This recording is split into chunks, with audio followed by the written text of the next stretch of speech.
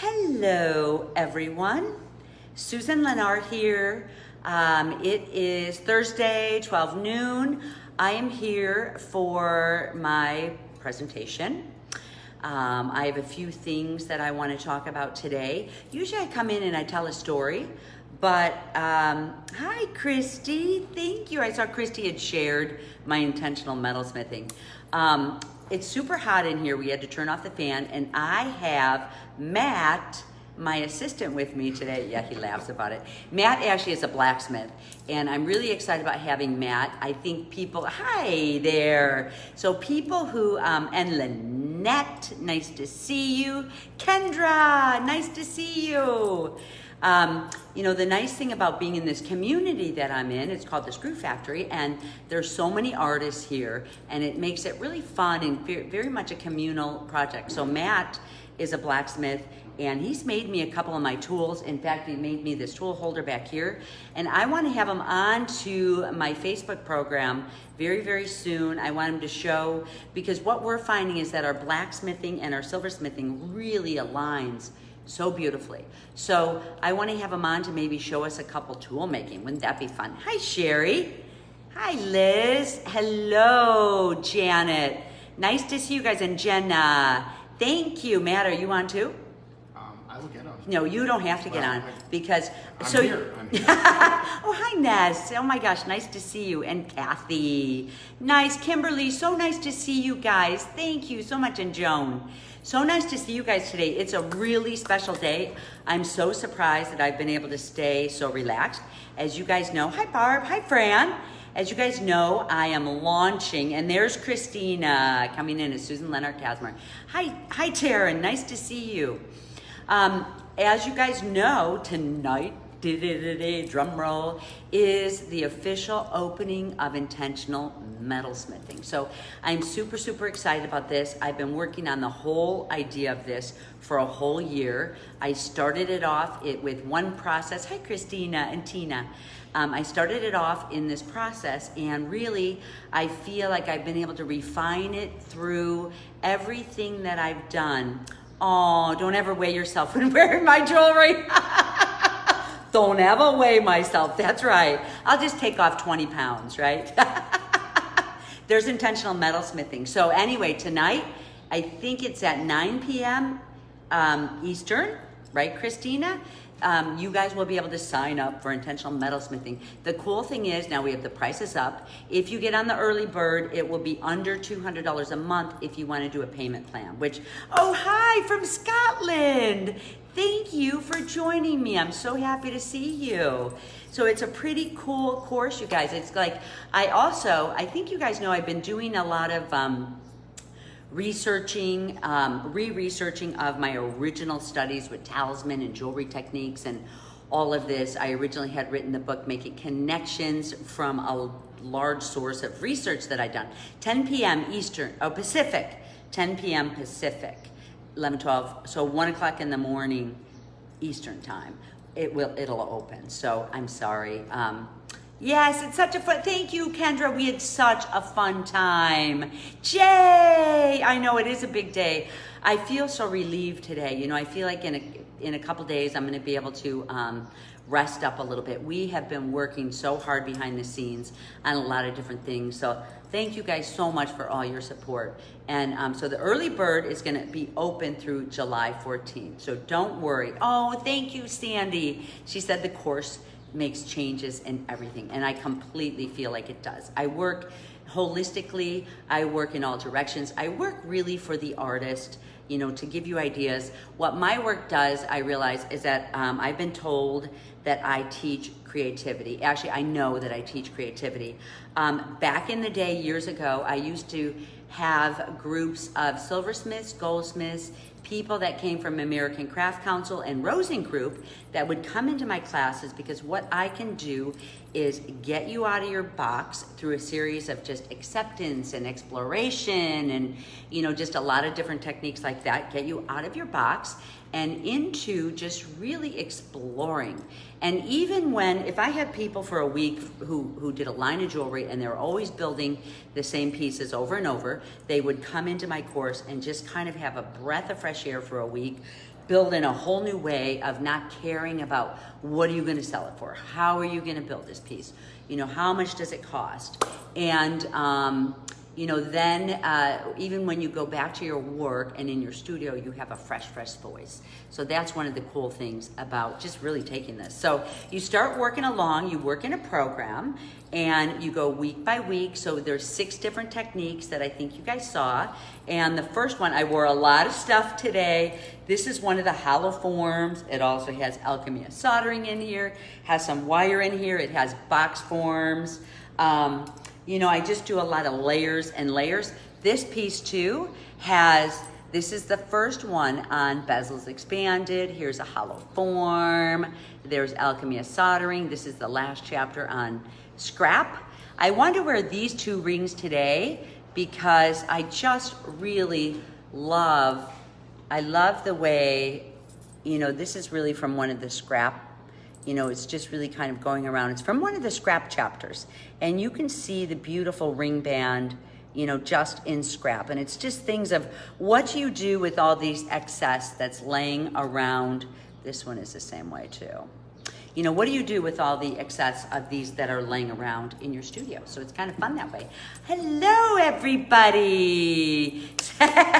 Thank you guys so much for all showing up. Hi, Louise. Oh my gosh, you guys, thank you so much. So, so today, I think you guys know, I actually had, you know, the first thing that I wanted to do anytime, I talked a little bit about it yesterday when I was in the alchemy of soldering. One of the things that I'm realizing in my life as I move forward is giving back to the community, giving back to the universe. And, you know, for me, I feel so grateful to have had such a wonderful career in this field. I've done ethnographic jewelry repair, I've done travels, I've done costuming, I've studied costuming, I've studied beads, I've built pieces for runway, I've had pieces in Elle magazine and in, you know, Vogue, and I do Milan Jewelry Week. So it's kind of cool. And I really, you know, it's one of the most important things I realize, which is what we talk about here, is that, you know, maintaining a feeling of being grateful for everything in my life, you know, really in maintaining grateful. So one of the things I want to do to be grateful, I know, see, hi Mary. So, you know, really, so one of the things I want to do to be grateful, and it helps me, like this makes me to feel good. And I always, Christine and I, we did a course where we actually just charged a donation to another, to like, you know, the charity of your choice, the person of your choice. Because when you, it kind of, you know, it was good. And then we gave a 2-hour presentation on marketing, but it really gives you a good feeling of giving. And when you give, you just feel so good, you know, so it's like you want to keep that spirit there. So my spirit in giving, I actually am giving away a spot in intentional metalsmithing. Yay! So it's a whole mentored 6-month course. And I'm here today, easier to say what you haven't done. Yes, it's really true. Yes, thank you, Susan, because it's true. It's like we're always, you know, we're always thinking, oh my gosh, I want to do this didn't happen. You know, so it's really nice sometimes to start writing things down. I think one of the things that that I've been doing, and I want to tell a little story a little bit later after I pick, because, hi Patricia, thank you. Well, you're going to be building some if you're going to be in the course. Also, August, I am doing a jewelry sale. I mean, if you absolutely love something, you could DM me and I'll ship it out. But I do a big jewelry sale. It's going to be in August. Christine and I have been so busy, which if you guys don't know Christina, she is my operationals manager, and she is here. She's operating right there under Susan Leonard-Kasmer. Yeah, and if you missed our joint workshop in marketing, you know, there you go. See, she's on it. That's why I'm so good. You guys see both hands here, and I'm responding to you. So that's Christina. So with Christina, we have been able to, I feel like I've really been able to put together an amazing workshop that I feel like you guys will really love in intentional metalsmithing. I had the whole first group, and we worked our way through in 6 months. And I learned so much, and I feel like these guys learned so much, and that's why they're here again. Thank you guys. You guys are showing up, and I'm thinking of a different course that I'm going to have, you know, for an advanced one too. But you know, it's like you you become your people. We have a really nice communication course. All of us are this way. Hi, Monique. I grew up with, hi, Marcy. I grew up with all women, 9 women, believe it or not. That's not the story I'm going to tell today, but I grew up with 9 women in the second part of my life. My mom had 5 girls and her sister had 2 girls. And my mom, she bought a 2-flat in Chicago, south side of Chicago. And my aunt and her 2 girls lived upstairs. We lived downstairs, and really it was just a house of 9 women. That's a different day, that story. But anyway, so, you know, I really have a beautiful place in my heart for women. I have a lot of women that take my workshop. I have men that take my workshop. I actually have somebody coming in to do a little mentorship, which is so sweet. I'm excited about this young man who wants to do a little mentorship program here. So just wait, you're gonna love it. So make sure you're on the email list. So,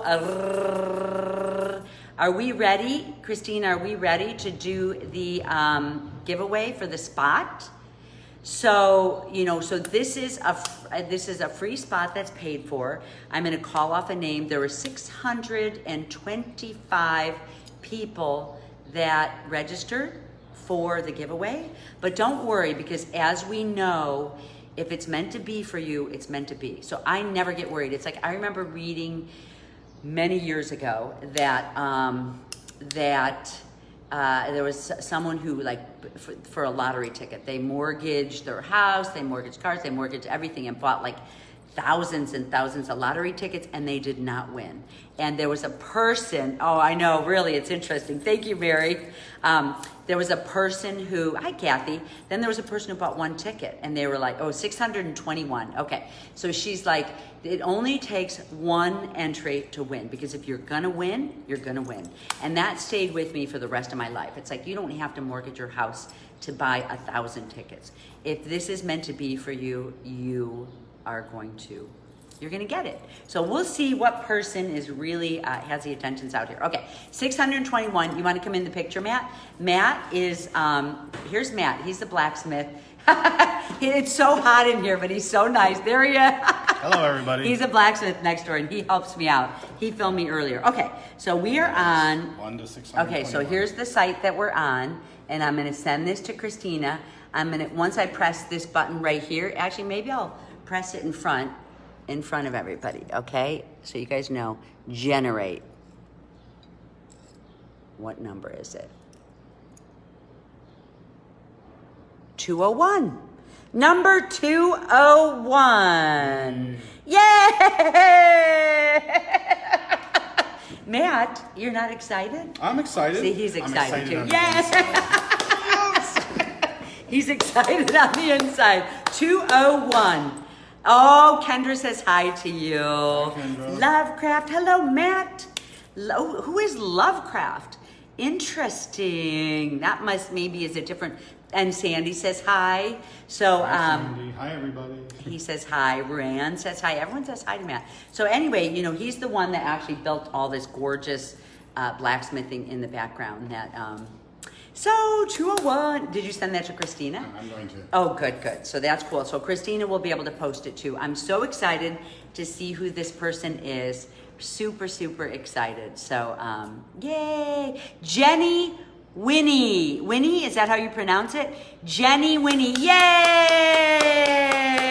Oh my gosh, I'm so excited to hear from you, Jenny. And, you know, it'll be really fun if someone is listening later on, if Jenny's listening later on.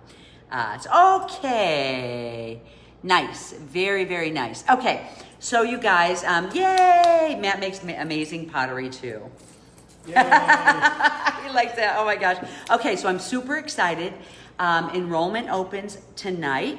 You know, there was a lot of questions that came up on the alchemy of soldering, and I just wanted to say, you know, I wanted to talk a little bit about this torch. As things were, just a tiny bit, I know I have a whole segment on it, but people were like, why not talk about acetylene? Why not talk about the propane and oxygen and all of that? So, Oh, we're so happy for Jenny. Jenny, we can't wait for you to get into the group. We all want to meet you. You must have some really good mojo going on to have picked your number. So it'll be really fun. Oh, see, this is our group, Jenny. It's really such an inviting group. Really, there's nothing you can do wrong in the group. We all are encouraging exploration. We all love each other's. Kimmy's here. Kim Kretzberg says hi too. Hi, Kim. Oh my gosh. So yay. So really, it's such an encouraging space. You know, I'm not looking for perfection in your work. We're looking for exploration. All it really is, you know, when you're learning to be a silversmith or a goldsmith, you don't want to sit there and melt your work down until your work gets perfect. You really want to just use these mistakes, put it out there, and you'll get better and better and better as you go. Really is just time. I see people that graduated from the last class, the last course, and you know, it's just amazing to see their work and how it's jumped in 1 year. So that's really kind of cool. Yay! Hi, Barb. Oh my gosh, good, yay. So Jenny, I think Jenny's gonna be the superstar when she gets into the course, right? Oh, yes. Oh, you just joined. So Jenny did win the course. Yes, Deb, but you already have the course. Yeah. Deb took the course last time, so you're good. So yeah, I know the giveaways are so much fun, and I'm going to keep doing that because they are a lot of fun. For me, it's always good to give back, you know. Yay! So you're welcome in the course. You're welcome to use a different torch if you like. The thing I love about this torch is that I like it because I'm nomadic. I'm a nomadic person. As you guys know, I'm going to be going to Morocco once doors open. I'm, you know, putting the two hands up here, and you know, I can bring this to Morocco. I can bring this to India. I can work just in a small station. This works out really well for people just starting because it's not such a big investment. I really tried to put together a smaller investment. You know, there are so many people that have done weaving and pottery and, you know, clay, metal clay and enameling, and they have so many tools. So it really is, oh, thank you, Kim. So it really is nice, you know, just to start off, see if you really like it. I did the challenge for myself to do all of my jewelry with this torch just because I know I'm gonna be in Morocco, I know I'm gonna be in India, and I just wanna have accessible. Also, this is really good if you don't have good ventilation. You have to have really good ventilation, which is another money setup when you have, you know, when you're working with, you know, when you're working with these bigger torches, you have got to really get some good air going through, a ventilation that sucks air out of your room. This one, the gases, the outgassing, the extras, the carbon monoxide sinks. So it's not, you're not going to be breathing it in. I know. See, Kendra, it is kind of fun. But, you know, if you like another type of torch and you're a silversmith, you know, don't worry about it. You can still take the course and just work with your own gas, and you will love it just as much. So, you know, so nomadic, you know, for beginning, so you don't have to have a huge investment. And it's super quick. I mean, I love it. It's not such a hot gas. So if you have any trouble, you're not, you know, it's really like a kitchen, a small setup. Yay, it's booking today. Yes. So today also is the early bird special. So today, and then it goes through the 14th, but sign up today. The 14th, you know, really, if you guys decide to take the 6-month payment plan, it's under $200 a month, which is super cool. I like keeping things affordable for people. So really, you know, if you bought already through the free soldering course, if you paid the $200, you know, if you bought the tools and all of that, now you just have to allot that little bit of $200 a month. Pretend you're buying a car and you're getting skills, and sell your pieces as you go, you know? Hi, Tina. Yay, see? Really is a nice one. The other good thing about this course is that you're working in your studio.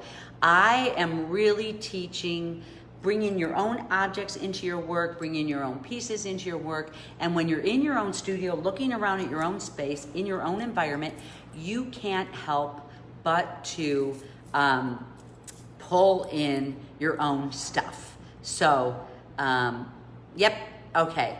So anyway, that's kind of, oh, Patricia? Patricia Schaefer. Okay. So anyway, you can't help but to bring in your own type of work into your, your own voice, your own work into all of this. So it's pretty cool there. So I want to tell you guys, I'm going to tell you guys, it's a butane canister. Yes, you can. So this is in a camping store, and the top torch is like $20, $25, and this is like $3 to $6 used in camping for butane, big, canisters. So anyway, that's really exciting. Thank you again, Jenny. I'm so glad you're going to be joining us. I can't wait to meet you, and you must have a real lucky vibe there. So that'll be good. And then is there any questions about intentional metalsmithing? It opens tonight. You can get on tomorrow. It'll be really fun. It's finally here. And I'll talk a little bit about it in the end. But maybe in January, I might be offering another 6-month course. So Janny, I know it would have been maybe you wanted that one. But yeah, so I probably will offer this again. I invested a lot of money into this course. Now, after this week, Christine and I were getting the book wrapped up. There's a book that goes with this course as well. So you can get on, you will have this course forever. So even if you don't have time right now, you'll have this course forever, and you can always jump on at a different date. You don't have to start right now with the group, but it really is, it's good. This course is gonna run all the way through first 2 weeks in January, and then I'm going to see how it goes. I think I'll do another course. I might open these up as individual courses. I'm not sure yet, but I'm pretty sure.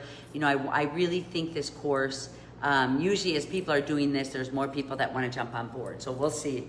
So thank you guys so much for showing up, and I'm so grateful for my people who were in it the first time. There's a book with it. Yes, it's going to be an ebook, and a lot of the students from the first course donated their pieces. They let us use their images so you guys could see the work that they built along the way. Some people were brand new, never touched jewelry in their life, and some people were, already a well-known silversmith. So it was really fun.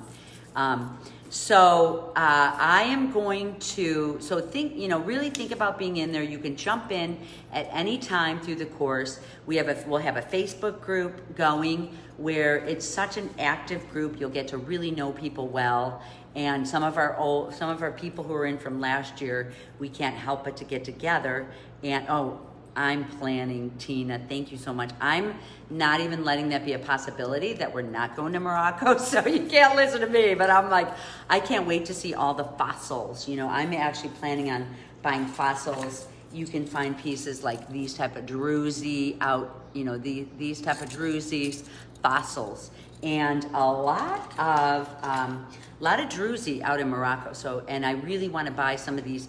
This is my own interpretation. We're going to be building a style like this once we're out there. Yay, so good. Hi, Jay. Mwah. We still need to talk, Jay, but it's been so busy. So anyway, I wanted to tell you guys, so if you have any questions about intentional metalsmithing, I'm here to answer them today. And as we go, I want to tell you a little story that really, as I'm going back in on these Thursdays, usually I'm bringing in different types of ideas and different research that I've done in the past with just my work in this culture. So I build costuming. I'm getting ready soon to build work for Milan Jewelry Week, which is going to be so exciting. Dance performance pieces. I'm doing a piece for performance. Yes. Oh yeah, okay, Christina, it'll be under my name, Karen. You're welcome to get on. There was a lot of people that were maybe not ready to go to Morocco this year, so they dropped out, so there might be a spot open for you. So that'd be cool. Hop on, and it'd be fun for you to go, So, and if it is canceled, which I really think it's gonna open. Morocco opened, as soon as the United States gets it under control, we'll be able to travel across seas again. So anyway, if it is canceled, we'll just do it in 21. So The projects in the course, we have all the projects. If you get to Alchemy of Soldering, once you get into the course, you guys will see tonight, you can get into the course, look around. I give you the materials that you need. If you want to work in copper or bronze, you're welcome to do that as well. Is there additional items? There is maybe, there's a couple other tools that I introduce. You don't need to have them. You may want them.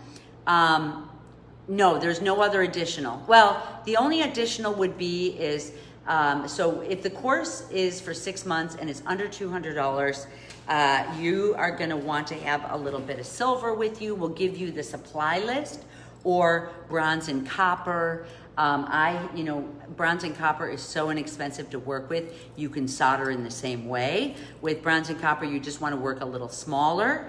This is working, this way, large and small. You're gonna see it's just a different way to do things. So we're gonna work in a medium range, and then you could explore out from that, and I'll be there as your advisor. Make sense? So yes, interest in 21. Okay, good, Ruann. Then hop on and just give us an email and I'll send it over, and you can check out the whole itinerary on my website. Go to my website, you can check out the whole itinerary. It's really fun, Morocco, and it's really been influencing me in a lot of my work and studies. So really cool. I mean, for me, I'm planning on buying a lot. I mean, I get, pretty much I'm there to teach the workshop, but it's like if you went out there and bought a lot of fossils and brought it back and sold them, you'd make your money back. That's kind of my whole objective. I love making things efficient. I was an artist in my 20s in Chicago. I went to the Art Institute of Chicago, and I went to Southern Illinois University. So for me, I always think of ways to try to make things not so exorbitant for people. You can find a way to turn around and sell your jewelry. I guarantee this is the first chapter. That's the first chapter in intentional metalsmithing. This and many other ways too. So you'll find a way to make back your money. Thank you, Deb, I know. Okay, so I am gonna tell you guys a little story, and then you guys can keep asking questions.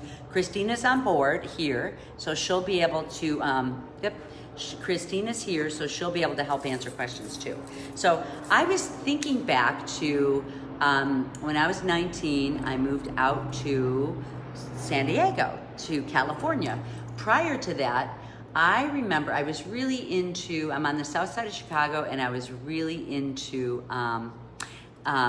yes, good. Well, go to my website after I get done talking, the whole itinerary in Morocco. It's a 15-day tour and a 5-day workshop, and I'm so excited. It's kind of what keeps me going right now, this and my Mexico retreat. I think I might have a spot or two in my Puerto Vallarta, Mexico retreat, which is in the first week of December as well. So check it out on my website. I also have workshops in the fall, but I do have my intentional metalsmithing now, tonight. So when I first moved out to San Diego, I really had such a wonderful feeling of international. So at that time, I was studying anything to do with folk, which I talked about in another presentation.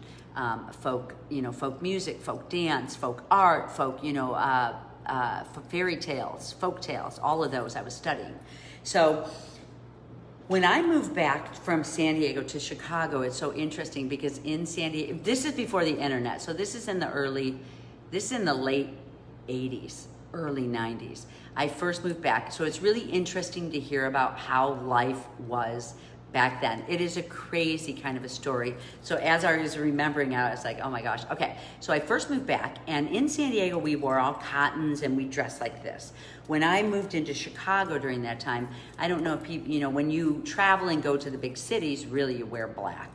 You would stand out like a sore thumb like this, back in the 80s in particular and 90s. In Chicago, in New York, in Paris you might be able to get away with it. But so anyway, I came back here and I applied for this job. It was this incredible, oh my gosh, how do I even describe this place?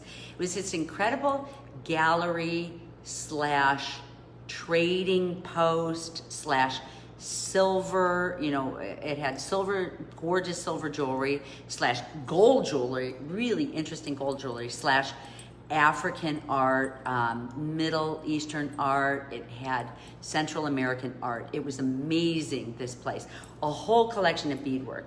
So at that time, one of the people that I worked with, he was a professor at Northern Illinois University, and we became really, really good friends. Oh, sorry, it's SusanLeonardKasmer.com is my website. Yeah, we just have the Kajabi in there for now. I think you can get to the website if you go to my Instagram profile, but it's SusanLeonardKasmer.com workshops, and you'll see on my workshop page. But so back then, you know, so I decided when I walked into this place, it had such a strange feeling. It was called Ion Design, and I got the feeling that this place was going to be such a great education for me. And then I also got the feeling that this place was going to be horrifically, ridiculously, you know, I was scared in some way and excited in other ways. So I started working for this company, and I don't regret it at all, but it was exactly what I was thinking. It was so stressful and difficult. The people there were crazy. I think the place was probably really crazy vibrations going on. With this group here, I met so many people in the industry. I met Dr. Robert Liu, who wrote Ornament Magazine, and his wife, and we started the Greater Chicago Bead Society. We studied beads. We had all of this, our hands on everything. It was so interesting because my position just morphed all over the place. I was there 2 years. I met incredible people, travelers that would come in from East Africa, sell us things. I, at one point, was the head of the silver room, and I was a buyer for the silver jewelry in this area. So I really got to see really interesting styles, what was around. Also, these travelers came in. There was a room that was just all beads. There was a room that was like all kind of things you could buy, reasonable prices. And then we had a silver room, and then we had a room where the kids would come in and make beads. Through the gates was the gallery and the gold room. So it was really, really interesting. So, you know, this is the 90s. It's like, wow, it was crazy. The woman was crazy. I really looked up my history because I would have loved to seen them again. Oh, nice to see. Hi, Jill. No worries. I'm just telling a little story.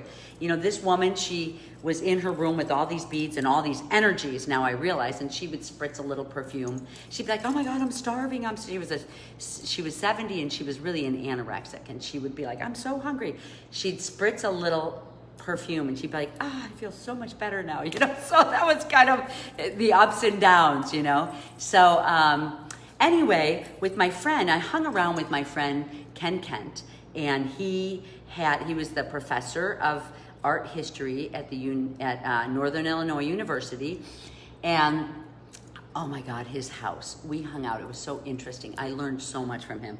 I went to his house. His house was like, he was a hoarder, but with art. If you can imagine incredible art, a hoarder with incredible art. You know, at any given, like his house was just full, and I just loved being in his house. There was one time, like this is, for instance, what's in his house. For instance, there was a vase on the ground, and I picked it up, and I look at the bottom of it, and it says Picasso. Picasso's signature is on there, and I was like, Ken, is this a Picasso vase? And he was like, oh, yeah. But you know what? He takes it, and he's like, that was during his commercial part of his career, you know, let's put it up here. And I was like, oh my God, you know, that is just like a small story from his place. And it was so interesting. So we would go to this bead society, the group of us in Chicago. We were kind of starting. I met a lot of gallery owners and travelers. I met this one traveler who I kind of had a little crush on, and we would travel everywhere together. He taught me how to buy in other countries, which was so interesting.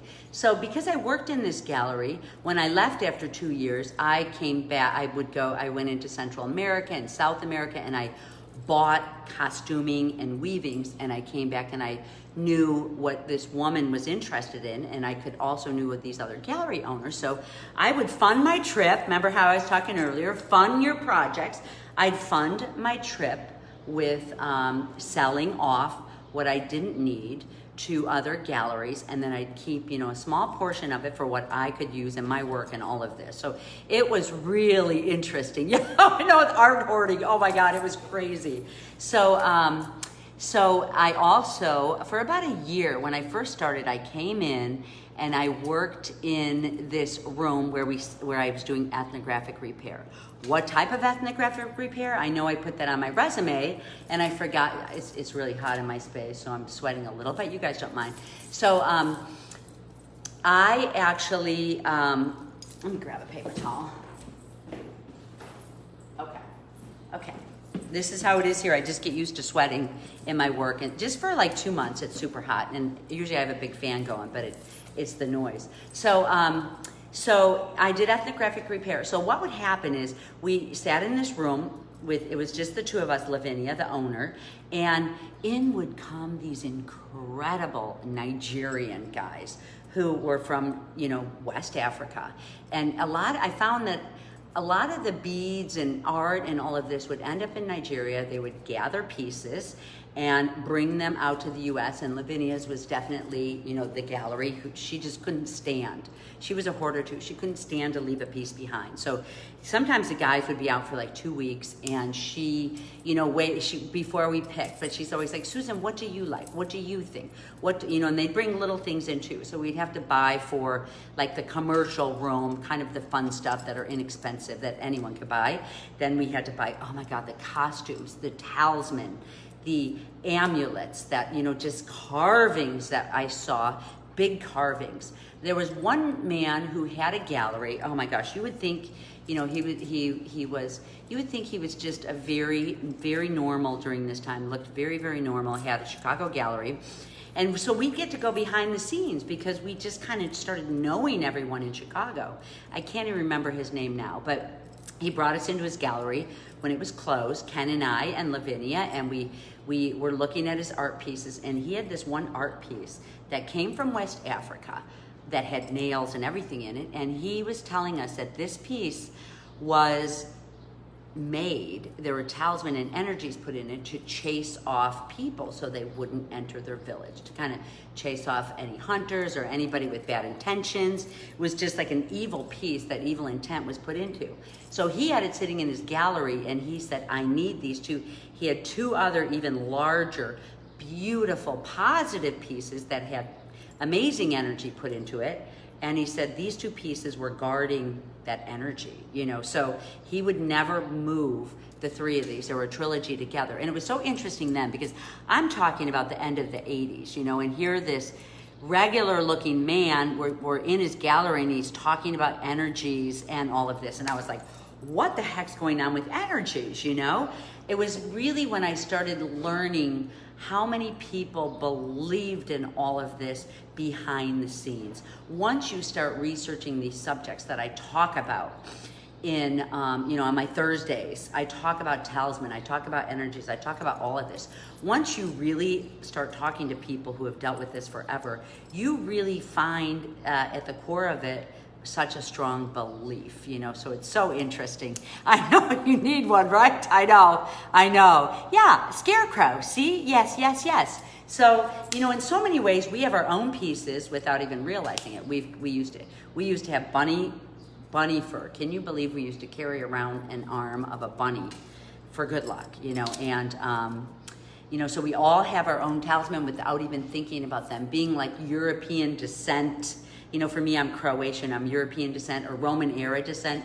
But so it was so interesting. I met such wonderful travelers coming in. They would lay everything out. Sometimes the doors would be shut, and I'd get to pick different things, repair things. So things came in and they weren't all the way done. I really would go in and stitch, repair, rebead.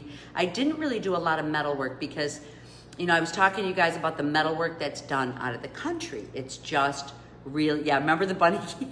So, thank you. So, so for me, it's like when I was there also, I was, so I think there was just so many energies coming around in this place. Sometimes there would be these Nigerian traders that would come in, and they'd bring their family, and there were these, oh my gosh, the women were so beautiful. I was astounded. And they'd bring in little children, and the girls would have a 2-year-old and sit with an armful of bands like this and a bracelet and rings and sit still for like 12 hours while the man is there working, and the woman, their wives would just sit very still and beautiful, like this the whole time. And I was like, oh my gosh, it was just such a beautiful experience to see just different cultures like that here in America or Scotland, or, where European were just loud and all of this. So it was really interesting for me to see. It was really interesting to see, just the beauty of all these pieces coming in. So we would pick some art pieces. We would pick beads. We would pick, just different pieces that were pretty wonderful. I think the thing at the time that I didn't realize is that maybe one of my fears going in there working is that, from what I was learning, is that it probably had a huge amount of energy that was embedded and woven into this place and this collection. So that was kind of interesting. So with this job, I learned so much there, meeting people from all different countries, being able to buy, I was young, I was still in my 20s, late 20s, being able to buy different pieces, being able to, that's when I went back to the Art Institute of Chicago, and I was just really looking at such interesting work.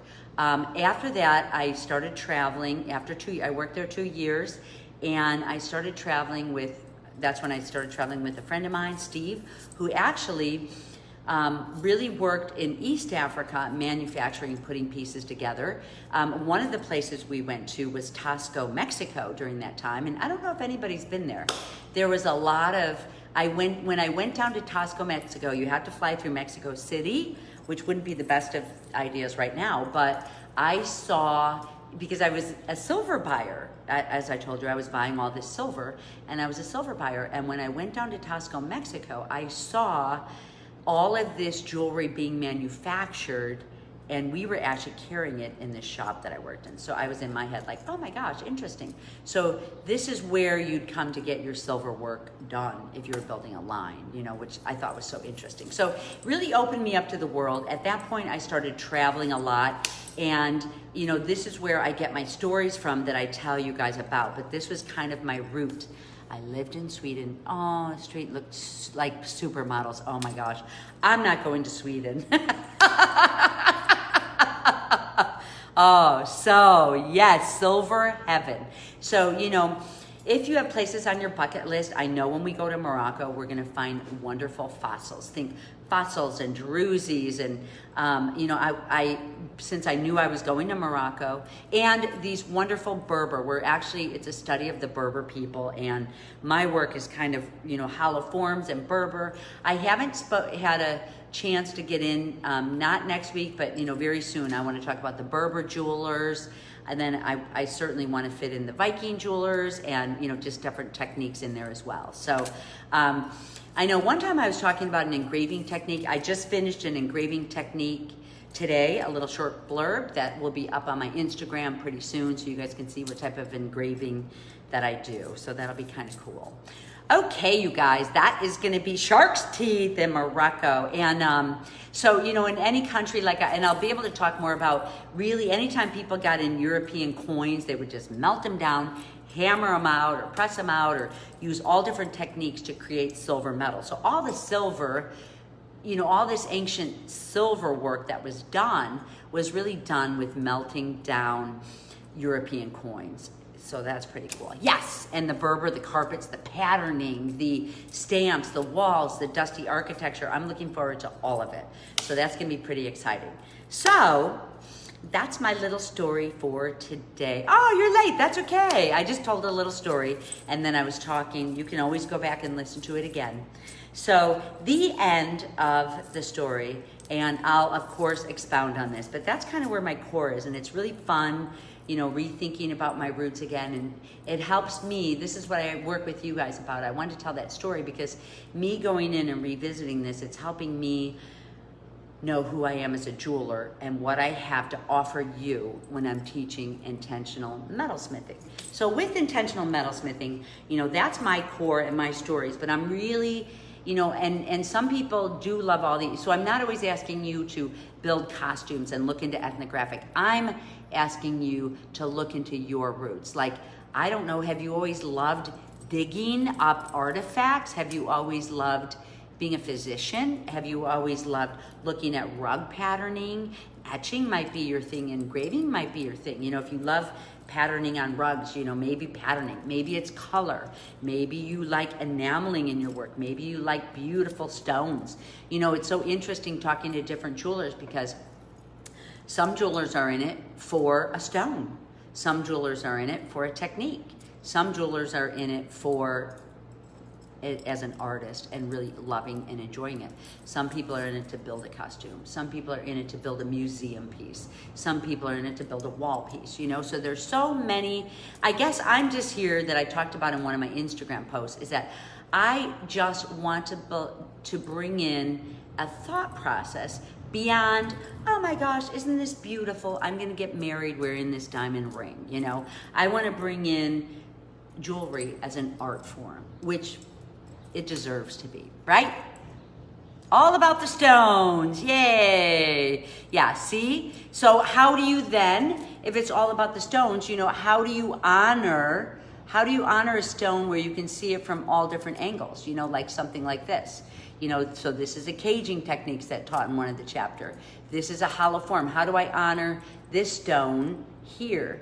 I showed this one is actually in the first chapter. How do I honor a hollow form? How do I honor these little transparent gems? I can either cut out the back, so boom, you really can see your stone, or you can just brighten up the back a little so you really can see your stone. How do I honor putting, a combination of 3 stones together, negative and positive space, So I'm really talking about how do I make these stones shine and pop? How do I make this shark's tooth? How do I bezel this so I really can see everything? This is actually held together with a staple, which you can see that goes through, or actually just the drawing a bead technique. If you guys go to, actually I'm doing one on a feather that I'll have too, drawing a bead to hold things in. So, if you love the stones, this one too, see? This actually is a mastodon bone. I used riveting in here. So I'll, at some point I'll show some riveting. Riveting really isn't in the course, but I'm also holding it in by drawing a bead, which is definitely in the course. So, on both ends. So you guys will get to see a lot of things like that. Thank you. I know it's always fun thinking of all these different ways. Like how do you? You'll get a lot of links in the course. How do you put things together? This one that, all this forging. I was actually looking at this piece here. This is a forged handle that I did with wire. That is definitely in the wire chapter. But I was looking at it and I was like, oh my gosh, I think when I do a feather, I would love this piece as a bezel. Now, wouldn't that look pretty cool, So there's a technique in there for drawing a bead and adding a handle, and you'd really have a beautiful handmade piece. So it's really like, how do you honor, how do you focus on holding pieces in, without using glues, with, in any way you want. So this is the drawing a bead technique. So this is another one here, drawing a bead to hold the tassel in, and I'll show that technique. Here's a hollow form. There is another hollow form up top, light. This is actually where I use a lot of 24 gauge because I use heavy stones, but yeah, all about making adornment and wearing art for the love of art. Symbolism, unusual items. Thank you, Sherry. Absolutely. The torch I showed yesterday is stronger, yes. So that's, I know there's a lot of people asking me about the torches. This torch, it's $25. I know there were a lot of people who got used to using like the creme brulee torch, and the creme brulee torch is not gonna work. I just use one torch. This is the torch I use, and I've done all my silver work with this torch. The only other torch I use if I want to draw a bead quicker is this one. So people were asking me, do you need any other tools? This one actually makes it quicker. This is $50 from Home Depot. You won't even need it till down the road. I use this for annealing, and I use this for drawing a bead, just because it's quicker. So, a couple things like that. But remember, just sell your jewelry along the way. You decide. That's basically the whole idea of what tools we need. Truthfully, I'm showing you guys a bench block for your anvil. And some people, some people want to go out and buy this big old anvil, I tell you what, I have a huge anvil here that's gorgeous. If you guys have seen my studio, I call it a guy magnet. Right, Matt? Yep. Matt says, yeah, it's a guy magnet. Any guy who walks in my studio is like, what's that? So it's kind of cool. So this is a torch I show. It's $25. This is the butane. This is the safest, for a small kitchen setup. It's the safest torch to get started, get used to the flame. It's not such a hot gas. Butane is one of the mildest gases you have. I show you, when I show, I'm going to show you how to use this. This is too high of a flame. I'm going to show, on some of these, what I did in this course is I held up my ruler behind it and I showed you guys, okay, I'm going to work with a 1-inch flame. I'm going to work with a 3-inch flame, So you get a lot of things like that. I'll talk a lot about the flame. I'll talk a lot about all of that. Okay. Yeah, if Christina, if we've missed any of your questions, it opens tonight, and Jenny won the ticket. I can't wait to talk to you. So it'll be really fun. So if we missed anyone tonight, I hope you guys decide to do this course. It's really fun. I'm looking forward to starting a new group. I just know that whoever's meant to be in my course will be in my course. I have to say that. Whoever was meant to pick the winning number was meant to pick the winning number. Make sense? Okay, you guys. Woo, ready to go. And then July 20th, the course opens, right? Isn't that right, Christina? July 20th. So we start the course. I'll do a kickoff call. So I'll get on there, make sure everybody's organized. We're always there answering questions. We have a Facebook group that's always questions are answered. Everybody helps each other out. We help each other out. There's all the intentional metalsmithing information, and we start our program. I start July 20th. If you can't make it then, everything is recorded. Everything is there for a long, thank you, Sherry. Everything is there for as long as I have my Kajabi open, you have access to it. Make sense? July 20th is when I do the kickoff call and we get started. It'll be really fun for you guys to get in there and look around and, just see everything. Make sense? All right, any other questions? Plus live monthly calls. Every month we have a live call. I spend time on there. We answer questions. We go through things. I give you guys inspirational. You guys will soon have a book that goes along with it. Our book works hand in hand. It's going to really have step outs in there, and it'll have inspirational challenges. It'll be more of a book that gives you challenges and it'll have you think about things. And we work month by month.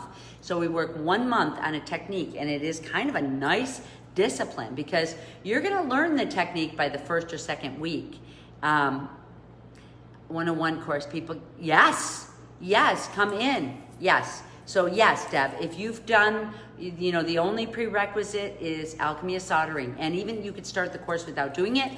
If people have trouble soldering, I'm always like, go back to this, we'll answer your questions. We'll make sure you have it down. So watch for emails from Susan Lenart. Christine and I are behind the scenes. Watch for emails. You can jump onto that tonight at 10 Pacific time. Christine is going to send out an email to everybody. You can hop right on and sign up. Is my book available for people who aren't able to take the course? I don't know that. I'm not exactly sure yet. I think the first thing we're going to do is get it done for people in the course.